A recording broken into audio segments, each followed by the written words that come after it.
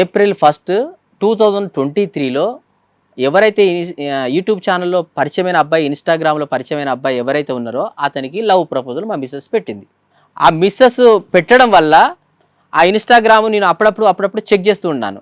ఆ హైడ్లో పెట్టిన ఇన్స్టాగ్రామ్ను కూడా బ్యాక్ అంటే బయటికి తీస్తున్నాను, మా మిస్సెస్ తెలియదు. నేను ఆ ఫోన్లో హైడ్లో పెట్టినది అప్పుడప్పుడు చెక్ చేస్తున్నాను, మా మిస్సెస్కి తెలియదు. ఆయనే నా ఇన్స్టాగ్రామ్ ఫోన్లో కనపడతలే కదా, నన్ను ఎట్లా పట్టుకుంటాడు అని చెప్పి మా మిస్సెస్ అనుకోవచ్చు. వీడియో కాల్స్, చాటింగ్, తర్వాత కిస్సెస్, తర్వాత దాంట్లో హార్ట్ సింబల్స్, తర్వాత లవ్ ప్రపోజల్స్, ఇంకా చాలా ఘోరంగా ఉన్నది. అది నా దగ్గర ఉన్నది, చాటింగ్ ఉన్నది. నేను మా మిస్సెస్ను కొట్టలేదు, తిట్టలేదు, ఏమనలేదు. నేను ఏం చేయాలో నాకు అర్థం కావట్లేదు ఆ పరిస్థితిలో.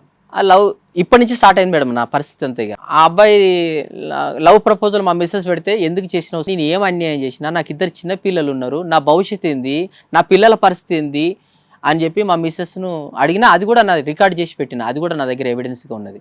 తర్వాత తను ఏమనుకుంటూ వచ్చిందంటే, నీకు అన్యాయం చేసిన నేను, మా మిస్సెస్ గిల్టీ అయిపోయింది, ఒప్పుకున్నది.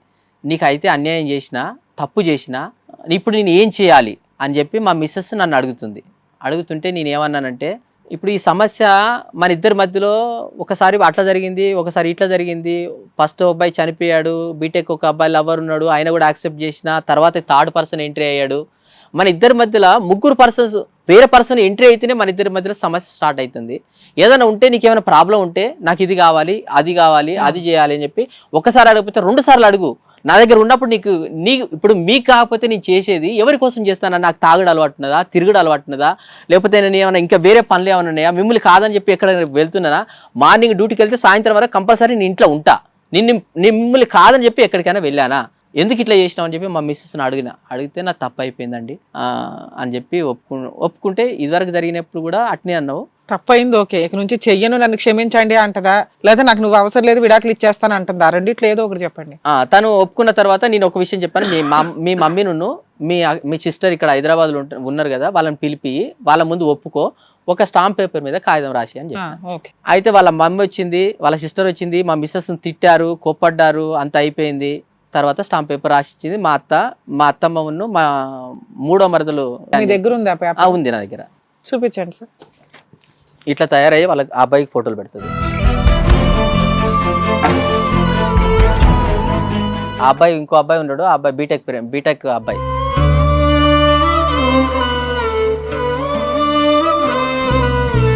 నవంబర్లో అమ్మాయికి నోటీస్ పంపించారు. నేను పంపించాను మేడం, దానికి రిప్లై వాళ్ళు పంపించారు. దాంట్లో ఎక్కడ కూడా ఇల్లీగల్ అఫేర్ నేను మెన్షన్ చేయలేదు, నేను పంపించిన దాంట్లో. కాపురం కావాలనుకున్నారు కాబట్టి సింపుల్ గా పంపించారు. వాళ్ళ RCR మెయింటెనెన్స్ వేయాల్సి వస్తుంది, లేకపోతే నువ్వు తీసుకొని వెళ్ళాలి అన్నట్టుగా వాళ్ళు ఏదో పంపించారు నాకు. దాంట్లో చక్కటి ఫ్యామిలీ ఒప్పుకుందండి. ఇన్స్టాగ్రామ్ లో లవ్ ప్రపోజల్ నేను పెట్టింది చూసి నన్ను కోపడిన తర్వాత ప్రేమపూర్వకంగా ఎటువంటివి ఇన్స్టాగ్రామ్ లో పెట్టను మెసేజ్లని బతిలాడితే పిల్లల్ని అనుకుని చేస్తున్నాను, ఒక ఛాన్స్ ఇచ్చాడు. ఒకరినొకరు కోరుకున్నాము, ఒకరినొకరు ఇష్టపడ్డామని కూడా రాసిచ్చింది. ఎందుకు ఇట్లా చేసినావు అని అడిగితే, ఈయన అన్నిటికీ యాక్సెప్ట్ చేస్తున్నారు కదా అని ఇది కూడా ఓకే అని చెప్పేసి కంటిన్యూ చేస్తున్నారు. వీడియో కాల్స్ ఉన్నాయి ఎక్కువ, అన్నీ ఒప్పుకున్నట్టే కదండి. అన్నీ ఒప్పుకొని రాసి. సార్ ఇక్కడ లెటర్ లో కూడా క్లియర్ గా అమ్మాయి ఒప్పుకుంది, అబ్బాయితో లవ్ ప్రపోజల్ ఉంది, మా ఆయన రెడీ హ్యాండెడ్ గా పట్టుకున్నాడు. ఇంకొకసారి దాన్ని నోటు కూడా చెప్పించాను మేడం. ఇది ఇప్పుడు చూపెట్టినా కూడా ఒప్పుకుంటుందండి. ఇప్పుడు అంటే ఇప్పుడు జనరల్ గా నేను అంటున్నాను, ఒప్పుకుంటది. అది ఏదో ఒత్తిడిలో రాసేసాను, సంతకం పెట్టేసాను అని ఏమనట్లేదు, ఎప్పటికైనా ఒప్పుకుంటుంది. సరే, ఇప్పుడు ఏమైనా కేసులు రన్ అవుతున్నాయా? ఇప్పుడు ఏమి చేసిందంటే, అసలు జరిగిన విషయం ఇది అయిన తర్వాత నా మీద 498, తర్వాత డొమెస్టిక్ వైలెన్స్, తర్వాత గృహహింస, మన మెయింటెనెన్స్ కాదు, ఇది వరకట్న వేధింపు.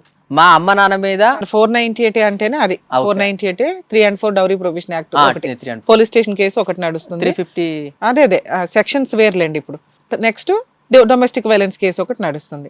ఇంకా డొమెస్టిక్ వైలెన్స్ ఒక ఎఫ్ఐఆర్ ఒకటి అయింది మేడం. ఇంకా మెయింటెనెన్స్ గానీ ఇవేమీ రాలా. అది కేసు పెట్టి ఎంత కాలం అయింది? కేసు పెట్టి ఒక 2 months 3 months? 2 months అవుతుంది. 2 months. మీ అందరికి స్టేషన్ బెయిల్ ఇచ్చి ఉంటారు, ప్రొసీడింగ్. ఇప్పుడు మీరు ఇక్కడికి రావడానికి రీజన్ ఏంటి? ఇక్కడికి రావడానికి రీజన్ ఏంటిది అని అంటే, లేనిపోని ఎలిగేషన్స్, తప్పుడు కేసులు. అంటే జరిగింది ఒకటి, తప్పుడు కేసులు పెట్టింది. మా అమ్మ నాన్న ఎక్కడో ఉంటారు విలేజ్ లో, మా సిస్టర్ ఎక్కడో ఉంటది, వాళ్ళని ఇరికిచ్చారు దీంట్లో కేసులో. అసలు జరిగింది ఏంటిది? ఇన్లీగల్ అఫేర్. ఇన్లీగల్ అఫేర్ పక్కకు పెట్టేసి తప్పైందని ఒప్పుకున్నది. ఆ పోలీస్ స్టేషన్లో కూడా కౌన్సిలింగ్ ఇచ్చే దగ్గర కూడా మా మిస్సెస్ చెప్పందుకుని కొడడానికి వచ్చింది నన్ను. అక్కడ 2 times కౌన్సిలింగ్ జరిగింది, 2 times చెప్పు తీసుకుని కొడడానికి వచ్చింది. నేను అక్కడ కూడా ఏమనుకున్నానంటే మా మిస్సెస్ ఒకవేళ తప్పు ఒప్పుకుంటుందేమో, ఇక్కడైనా ఏదో తప్పైందండి వచ్చేసాను, నా ఇన్నర్ ఫీలింగ్ ఏంటంటే తప్పైందని ఒప్పుకుంటే నేను తీసుకువెళ్దామని అనుకున్నా. కానీ పోలీసు వాళ్ళ కాలు పట్టుకుంటుంది, వాళ్ళ కాలు పట్టుకుంటుంది, ఆ పెద్ద మనుషుల కాలు ఆవిడకి ఏం కావాలి, నీ పోతా అంటుంది. నాతో రావడానికి మీకేం కావాలి, ఆవిడ సారీ చెప్తే తీసుకొని వెళ్తాను నేను అనుకున్నాను. కానీ ఆ హెడ్ వెయిట్ ఎంత హెడ్ వెయిట్ అంటే తనకి చాలా హెడ్ వెయిట్. అసలు వాళ్ళ ఇంట్లో కూడా భర్తలను కూడా ఏ భర్తను కూడా లెక్క చేయరు. ఈవెన్ మా అత్త అంతే, 3 అమ్మాయిలు కూడా అంతే. ఎవరు కూడా అల్లుళ్ళు ఇంటికి వచ్చిన వాళ్ళు లేరు ఇప్పటికీ. పిల్లలు ఇప్పుడు ఆవిడ దగ్గరే ఉన్నారు. పిల్లలు ఆమె దగ్గర. ఎంతకాలం అయింది ఆవిడ వెళ్ళిపోయి? 3.5 months అవుతుంది. 3.5 months. 2 months బ్యాక్ కేసు పెట్టింది. అక్కడ కౌన్సిలింగ్ లో కూడా అమ్మాయి వెళ్తానంటుంది, వస్తా అన్నది. నాకు ఈగో అట్ట అయిపోయింది మేడం. నాకు ఇన్ని తప్పులు చేసినా కూడా యాక్సెప్ట్ చేసిన. ఈ పేపర్ రాసుకున్న తర్వాత 6 months చెప్పలేదు, 6 months టైం ఇచ్చాను. అక్కడ ఎక్కడైతే గొడవ అయిందో అక్కడ ఆ 6 months లో కలిసి ఉన్నారా మీరు? ఏప్రిల్ నుంచి మొన్న నవంబర్ దాకా కలిసిలేము. అంటే ఓన్లీ మనసులో ఉన్నాము, ఒకటే ఇంట్లో ఉన్నాము.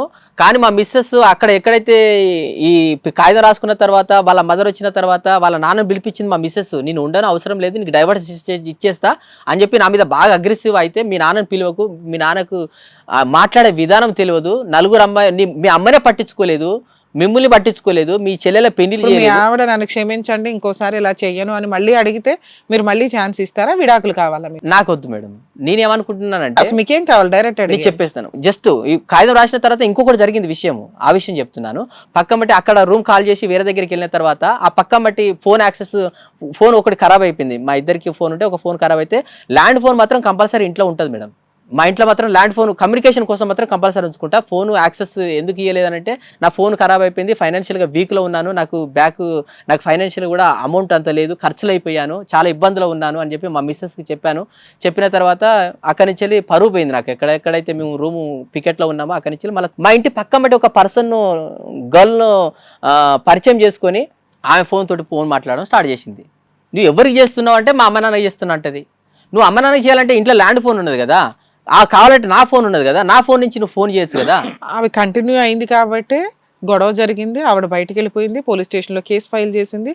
అక్కడ నుంచి మీరు వద్దు అంటున్నారు, ఆవిడ కావాలంటుంది. అయితే జస్ట్ ఇంకా అక్కడి నుంచి మళ్ళీ రూమ్ షిఫ్ట్, మళ్ళీ నా ఫ్యామిలీని కాపాడుకుని ఎంత ప్రయత్నం చేసినా చూడండి సార్. మీరు 100% ట్రై చేశారు, మాకు అర్థం అవుతుంది. కొన్ని లక్షల మంది కేసులతో జెంట్స్ ఎలా సఫర్ అవుతున్నారో అందులో మీరు ఒకళ్ళు. మీరు గుండెలు పగిలిపోయేంత బాధపడ్డారు ఇందాక. అక్కడ ఎందుకు అంత ఎమోషన్ ఎందుకు అవుతున్నారు? ఎందుకు అంత సైకలాజికల్ గా ప్రాబ్లం ఫీల్ అవుతున్నారు? అంత డిప్రెషన్ కి ఎందుకు వెళ్తున్నారు? శిక్ష పడవలసిన వాళ్ళకి పడలేదనా? నేను వాళ్ళని అంత అమితంగా ప్రేమించాను, అది మెయిన్ ప్రాబ్లం నాకు. నేను అమితమైనటువంటి ప్రేమ, నేను గొడ్డు కట్టమైనా చేస్తా, నా భార్య పిల్లల కోసం సావడానికైనా నేను సిద్ధం. కానీ నా ప్రేమను వాళ్ళు అర్థం చేసుకోలేకపోతున్నారు. ఎక్కడ మిస్ అయింది, నేను ఎక్కడ మిస్ అయిపోయా వీళ్ళ దగ్గర, అసలు నా పరిస్థితి ఏంది?